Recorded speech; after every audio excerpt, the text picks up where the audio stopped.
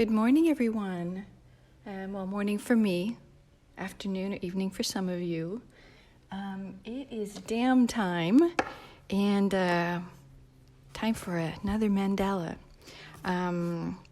Let's see, I actually wanted to, this is yesterday's. Let me switch to a fresh piece of paper. And I actually wanted to show you guys that I know some of you just don't feel like you have, enough artistic ability to draw mandala, although I keep promising you that you don't need any. But I did want to show you this cool app, and I think you can get it for your iPhone. No, I don't, I'm not sure. I have it on my iPad Pro that has an Apple Pencil, so I'm not positive if you can get it on for your iPhone or regular iPad or anything. You have to check that out. But it's called Amaziograph or something like that. I'll look. But anyway, it's this program. Nice light in there. It's this program that allows you to just play with mandalas. So you can, get your different colors or brush sizes. And wow, it's been a long time since I've looked at it. They've changed the interface. I don't know what I'm doing, but I think, I guess that's transparency. That must be the size of the brush. And then colors, like green. And then you just make, whoa, that's a fat brush. Okay, where's undo? And hello, Sky. I am just giving a little introduction on this program that's fun for those of you who just really don't feel brave enough to attempt a mandala by hand. So it kind of just like makes everything radiate amount. And I think you can specify how many sections. So you can do just a few sections. You can do like a mirror thing. I haven't looked at it in so long. I don't remember everything. And, then, of course, changing the brush size and that type of thing. You can get, much more detailed. And it's really fun to play because you can make some really wonky kind of things. And then you don't have to worry about repeating it in every section. And it lets you just kind of experiment and play with shapes. So that's really fun. It's called... let's see, Amaziograph. So, okay, you can't see that. Amaziograph. And again, I'm not positive that you can use it on a regular iPad or iPhone because I have the Apple Pencil, so I'm not sure, but you can check that out. But I thought it's just fun to play with. I'll just play around with it sometimes just to kind of look at different sort of shapes that can be had in the a mandala form. But anyway, I just wanted to give a quick little showing of that before we start the mandala. And let's just get going with that. And again, the app, is definitely fun, and it can have its kind of sort of chill factor to it, and but it doesn't quite come close to the benefits like mindfulness and meditative benefits that you get from actually hand drawing a mandala. So just keep that in mind. But it is fun to play with, and maybe it will give you the kind of confidence after you play with it for a little bit to actually try one by hand. Anyway, so let's get started. I have my dot in the middle, and we'll go from there. Let's just start with. Let's just fall back on my normal little flower petals in the middle, and then let's actually make some of my kind of fat triangles going around. And then let's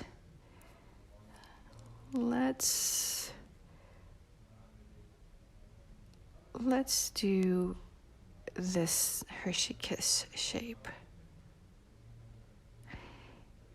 And I'm actually thinking it will be fun to do several layers of these because it kind of gives a really cool effect when you do that. So let's see, I tie-dye mandala, so that program would be really cool to see how my lines will do. Oh, that's actually cool. Yeah, that would be really cool. I think you have quite a bit of control with it in the app. Not sure exactly what you do with it and how you would be able to use it, but yeah, I mean you can do quite a bit with it. So cool. And okay, so we're gonna start just on the tips of each, and we'll draw another little Hershey Kiss shape. So just going from the very tip of the one underneath, we'll make another one.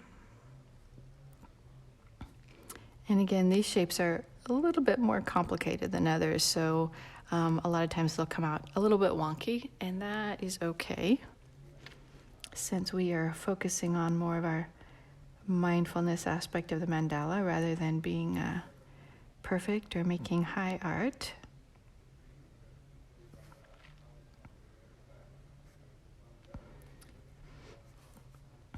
And again, just really focusing on being aware of the lines we're making. So remember, you have a start point, you make your line, and you stop. So being conscious of all those three stages, start, draw, stop, really allows you to keep, like super focused on the lines and the shapes. And that's where that mindfulness comes in, because you're very, turning everything inward and focusing on the task. And so it kind of, has that head clearing aspect to it. Excuse me. Hello, Jess. And so see how just doing these shapes kind of makes this really like complicated, almost botanical looking shape. Let's do one more, and then we'll change it up. And of course, as you're going around, because you're doing it evenly, each layer, the shape will get bigger and bigger going around the mandala.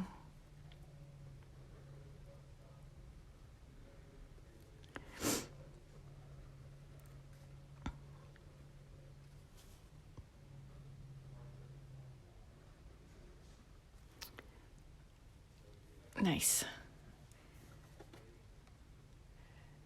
Sky, yeah, definitely post. I can't see your full comment because it cuts off in my comments, but I'll read the rest later. Yeah, I'm really curious to see. Definitely post that. I would like to see that. Thank you. Let's see. So what are we going to do now? Let's actually make, you know what? I want to extend it out. Let's make some little teardrop shapes coming out from in between these, at this point, sort of squashed Hershey Kisses. And then we will, let's then just draw a line around from the top of each of these. So we're really just drawing a line that's a little bit curved from tip to tip.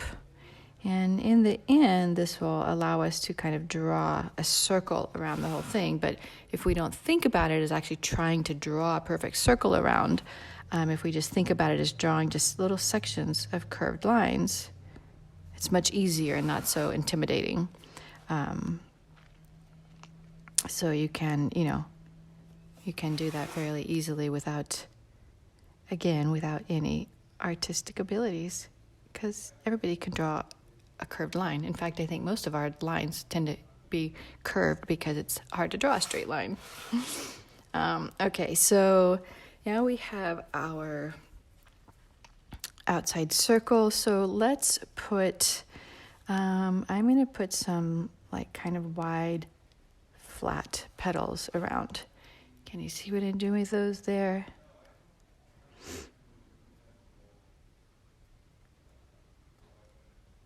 And you can make these smaller. It's just a large area at this point, so it would take a while to make smaller petals all the way around. So, think about that while you're making the mandalas, is as you get out to the outer edges, you're going to have much more surface to cover. So, try to keep your shapes and elements a little bit more on the larger open side. And that's absolutely not a rule. You don't have to do that. Just be aware that, the filling in space and the putting in smaller elements is going to, be a lot more as you get to the outer edge. So if you have that patience and you want to do that, you're absolutely welcome. Now let's see. I'm going to focus on making some absolutely very organic kind of leaf shapes. So I've kind of got like a little almost triangle shape going on, but I'm going to sort of purposely make them wonky so that I have almost like leaf shapes. And that's because I actually, I'm thinking it would be cool to make them into leaves when we put in some of the details.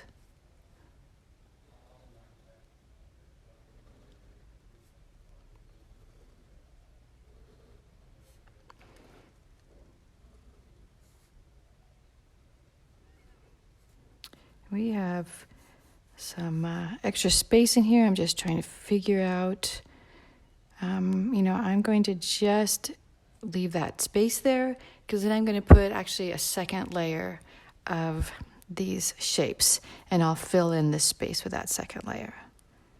So we'll just do this, and in each one, just make another kind of wonky leaf shape in there.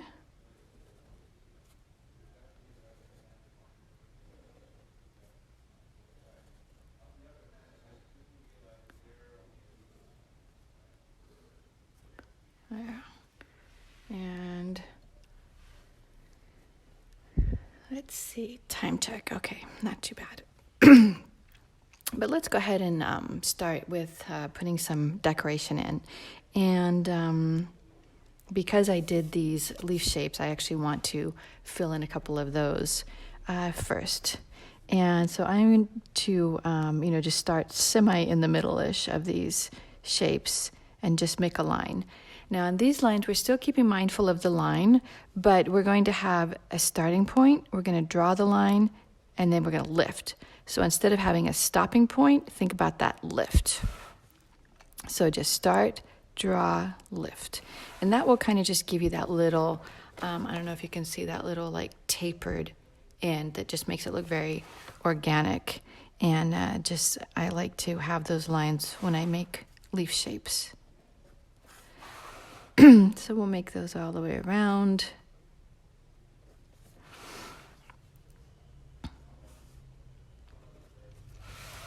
And then inside we can make the veins of our leaf. So we'll just start at the top and make the same types of lines. So just start and then just focus on that lift to get that kind of feathered end. And so then that just makes a really nice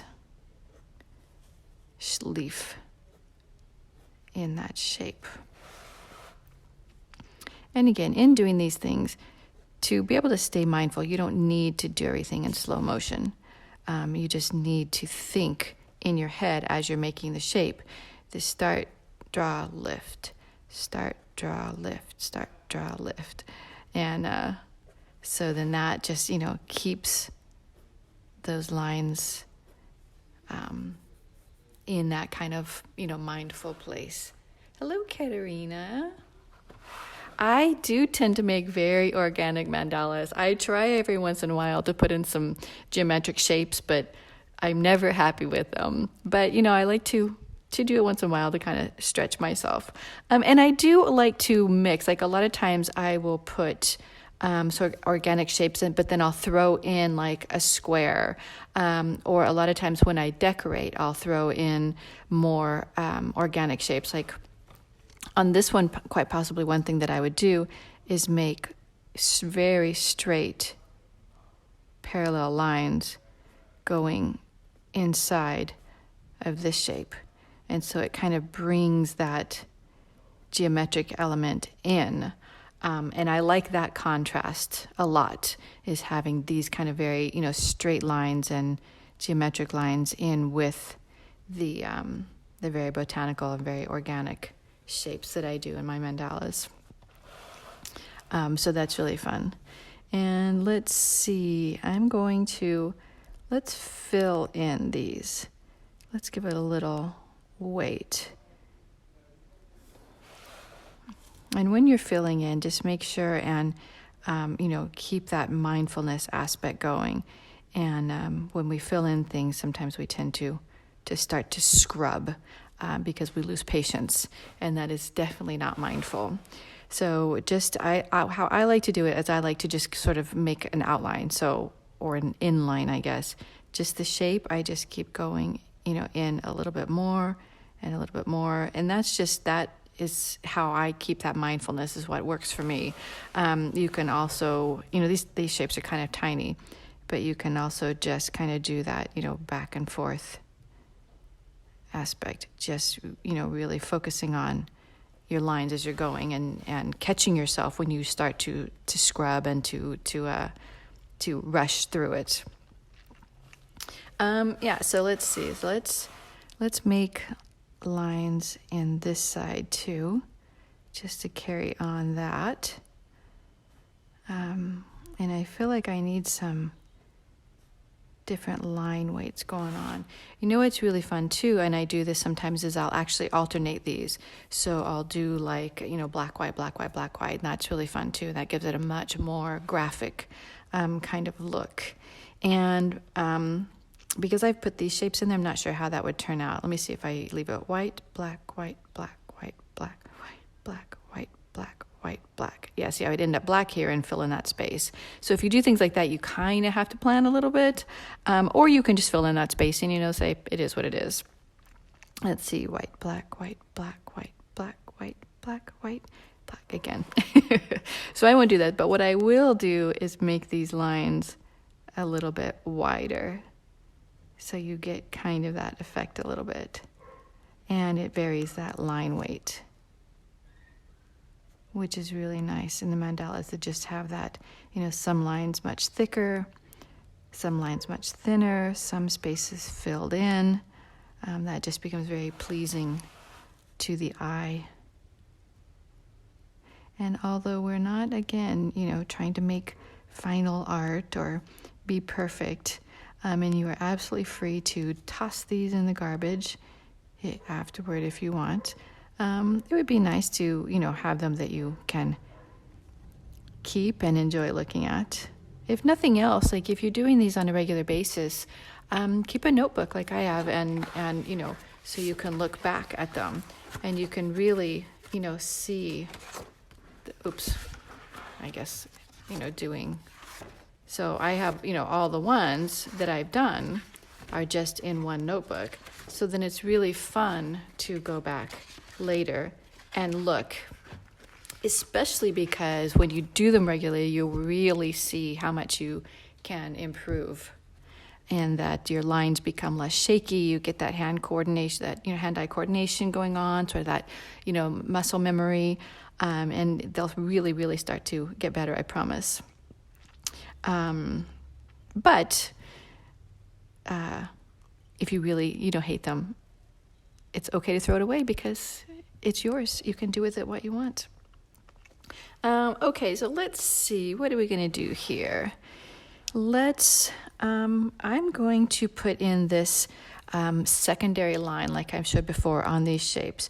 So really, I'm just repeating this shape, just very like nonchalantly. I wouldn't say haphazardly because, we're not doing haphazard, but nonchalantly. We're not trying to be perfect with it.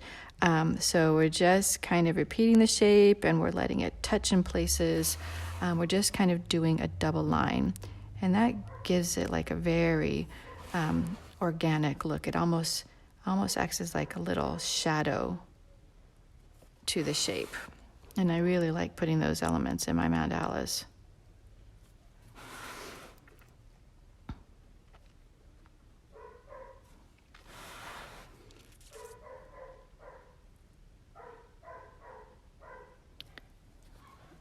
And then we can go and, do that with all of them to repeat. And I will try not to spin so much. I know it's hard when, at least for me, because I do get motion sickness when I watch videos where somebody's spinning the paper a lot. I will actually feel a little bit nauseous, or in Portuguese we call it enjoado. Or enjoada, because I'm a woman. Or is that? Yeah, because I would be feeling enjoada. Portuguese is not my native language. My husband is Portuguese. So, but that's the word that comes to mind because it like very accurately describes what I feel when I get that motion sickness. Anyway, yeah. So yeah, see, I like a lot the look of doing these double lines. It really adds that kind of extra element to these shapes. And then you can absolutely still fill them in. You can decorate each one individually, or you can keep that kind of botanical feel. And let me show you. By doing, you can put in, and again, using that sort of lift method, just go from the center and make a line and lift out. And that kind of gives it like that, inside of a flower petal look, which is really pretty.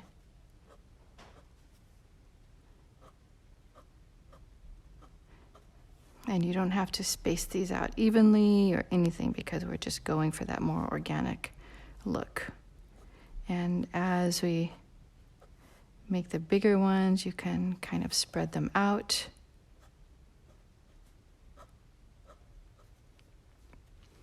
And yeah, I really like the way that looks. So not all mandalas have to be completely filled with all kind of different shapes and designs. You can make them into whatever you would like. And having one look like a plant itself, like I actually like to layer a lot of petals, like doing these, kind of petals or any of them really, just, do that same shape layered out an entire time, tends to look very much like a big, huge flower bloom. It's really actually quite beautiful. Hello, Kathy. I didn't see you pop in. And so let's see, time check. We're going on just almost 30 minutes, so let's stop here. And if anybody has any questions, let me know. Again, share if you've made a mandala. Just post pictures in the comments or something. I'd love to see them, or tag me if you post them on your page. And please share this video. I would love more people to be able to, benefit from drawing mandalas, have that, meditative, that mindfulness time, or even just watching me do the mandalas. It's, in itself relaxing and kind of has its own sort of meditative qualities to it. I will, this is a morning one. I usually do them every afternoon at 5:30 my time, so I'll probably pop in on again today in the afternoon at the normal DAMM happy hour time. And yeah, but that's it. Thanks everybody for I'm sorry, I'm repeating myself because I'm looking at the comments. I have to kind of stretch my neck up to look at my camera. Let's see, Anna, hi there, if you're still on. Thanks for coming on.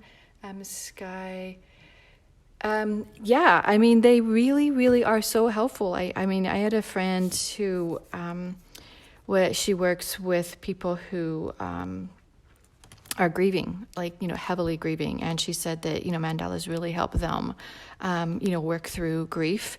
They help with people who have chronic pain, because you really just have that time of, being mindful of the chronic pain you have, because there are issues, like I said, of wrist issues. You need to, make sure that you're staying very aware of those issues. But they can help because they're just really bringing yourself inward, really focusing on the task.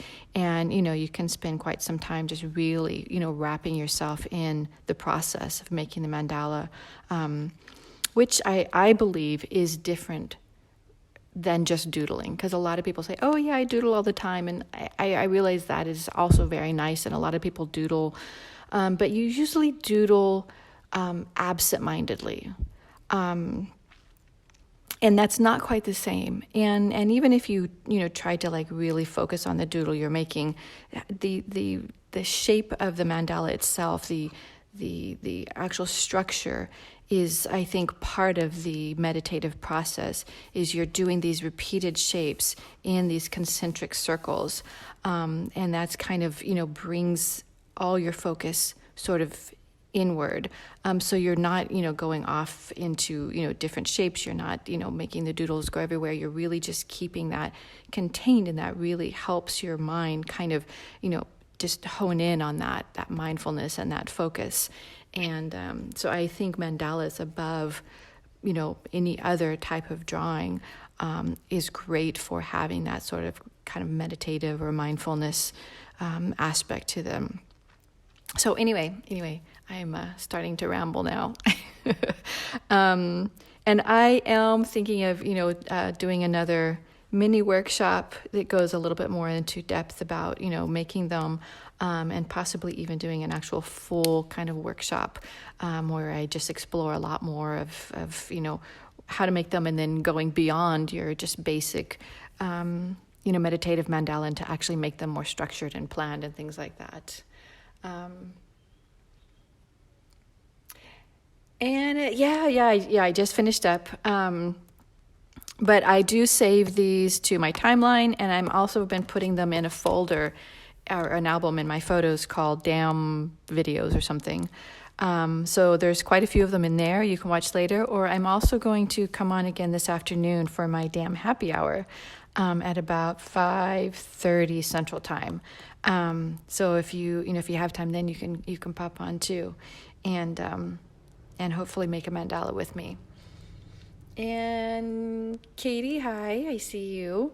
But yeah, I am going to pop off and start my day. I hope everybody has an amazing day. And I will see you next time. Okay, bye-bye.